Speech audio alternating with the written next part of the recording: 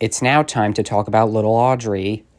Little Audrey is another Paramount cartoon released over the course of a decade. She is a reincarnation of Little Lulu when Paramount's 5-year contract with Marge expired. But if you think about it, she's more than that. Back in Australia in the 30s, there was a newspaper comic character also named Little Audrey who was depicted giggling about menial topics and then some, and thus a character was inspired.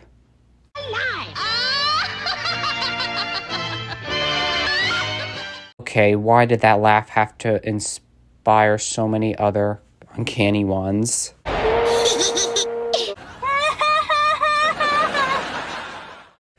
The eventual design came like this. Bill Teitla, aka Disney's most stylized animator, designed his Little Audrey after his own daughter. Instead of being given brownish hair that was put down, she had red hair and 3 pigtails tied in blue ribbons, donning a matching blue, solid, frilly dress instead of a polka-dotted one from the papers. Also, another character named Audrey was known as Skipping Girl, the mascot of a vinegar company. This caught the attention of famous studios, who then used their own Audrey character, Jumping Rope, as marketing material for the shorts. Now let's talk about the actual cartoons.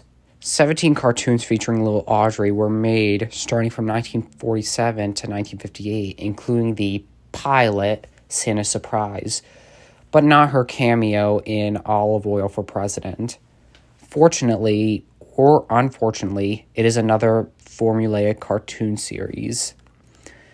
A common theme goes like this. Audrey's berated for her misbehavior against the rules provided by an adult, and she drifts off to dreamland where she learns explicitly why what she did was wrong. Chaos ensues, and when she awakens, she resorts to the right thing and laughs it up. People will find this concept boring and cliche, but I admittedly admire how surreal some of these things get. Even the Lost Dream, inevitably a dream sequence, was unusually scary and creative at the same time. What you did when you did what you did, you weren't bad and you'll get it but good.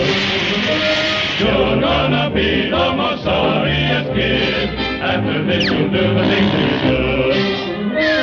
You can only blame yourself if everything goes wrong. Now you know you shouldn't go where little girls don't belong.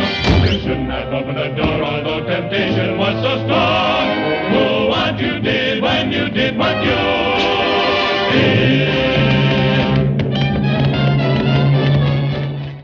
She also had a good deal of comics over the 50s and 60s, but they have since been overshadowed since she wasn't that prominent of a character.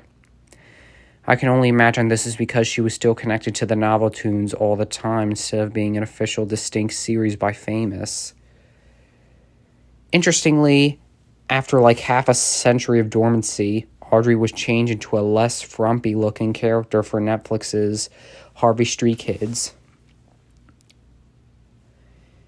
Yeah, I honestly don't really like it. She's even more derivative than people had already seen her as. Was Audrey's original repertoire of cartoons worth watching? Learning the history or not? I'll leave it up to you.